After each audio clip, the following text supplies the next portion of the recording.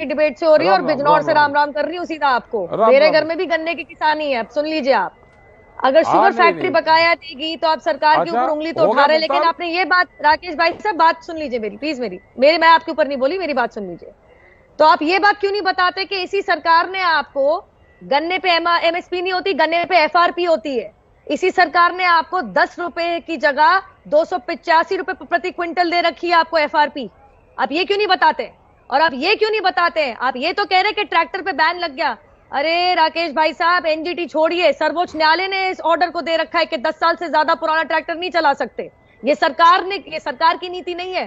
सरकार के ऊपर उंगली उठाना बहुत आसान होता है, आप जाके सर्वोच्च न्यायालय पे उंगली उठाइए ना, क्योंकि कोर्ट ने जो कह दिया वो तो पूरे देश को मानना ही पड़ेगा। ये तो कानूनी अधिकार है कोर्ट का कि कोई भी जजमेंट दे या ना दे। गलत बात है कि सर्वोच्च न्यायालय के निर्णय पे आपने सरकार के ऊपर उंगली उठा दी। लेकिन मेरी बहुत अहम बात अब ये है, और अब आप मेरे को बताइएगा, जब आपने ये किसान प्रदर्शन शुरू करे थे भाई साहब, आपकी 3 मांगे थी। सबसे पहले जो आपको कांग्रेस के कद्दावर नेता आनंद शर्मा ने बरगलाया था कि उच्च न्यायालय नहीं जा सकते, सर्वोच्च न्यायालय नहीं जा सकते, कितने बड़े झूठे हैं। मैं इतना बता दूं कि कोई भी एसडीएम का ऑर्डर, जो ये 3 कानून में साफ लिखा है कि एसडीएम के ऑर्डर होंगे 30 दिन के अंदर आएंगे। इस देश में मौलिक अधिकार है इस देश के नागरिक का कि आर्टिकल 32 और 226 के अधीन कोई भी नागरिक यहाँ पे एसडीएम के ऑर्डर के खिलाफ उच्च न्यायालय, सर्वोच्च न्यायालय जा सकता है। रिट ज्यूरिसडिक्शन कहा जाता है इसको। तो ऐसा इतना बड़ा झूठ बोल दिया, फिर भी सरकार ने पलट के कहा ठीक है, आप सिविल कोर्ट जाना चाहते हैं आप जाइए। आपने एमएसपी की बात करी, सरकार ने कहा ठीक है, हम एमएसपी की गारंटी भी देने को तैयार हैं। आपने तीसरा मुद्दा उठाया कि कॉन्ट्रैक्ट फार्मिंग के तहत कहीं हमारे जमीन का सौदा ना हो जाए, इस पे भी क्लैरिफिकेशन आपको सरकार ने दिया। आपकी 3 मांगों पे प्रदर्शन शुरू हुए थे, 3 छोड़िए, जब 8वीं या 7वीं आपकी बातचीत के बाद जो 3 पन्ने का प्रपोजल दिया गया था उसमें 7 ऐसी मांगे थी जो पूरी की गई। लेकिन मेरा आज एक सवाल है आपसे, ये तो कॉन्करेंट लिस्ट के कानून है भाई साहब, ये कॉन्करेंट लिस्ट के ट्रेड कॉमर्स के कानून है, ये कृषि कानून नहीं है।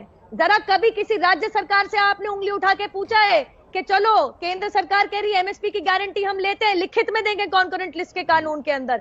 कभी आपने कृषि कानून पारित करने वाले हकदार राज्य सरकार से कहा है कि अपने कृषि कानून में लिखो कि एमएसपी की गारंटी लो, अपने कृषि कानून में लिखो कि 100% तुमसे खरीद करेंगे? अरे ये क्या करेंगे जिन्होंने फल सब्जियों को एपीएमसी एक्ट से बेदखल कर दिया था, लात मार के भगा दिया था। फिर पवन जी फौरन आ रही हूँ, टिकैत साहब इसका जवाब दीजिए, फिर पवन जी को।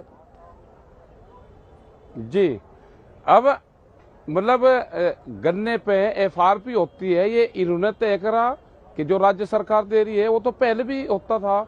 हमने कहा कि 4 साल से गन्ने का रेट बढ़ा गया उत्तर प्रदेश में। हाँ। मैं यही तो है कि आप 325 रुपए से घटा के और एफआरपी पे जाना चाहते हो, जब भी तो 0-0 है ना गन्ने का रेट।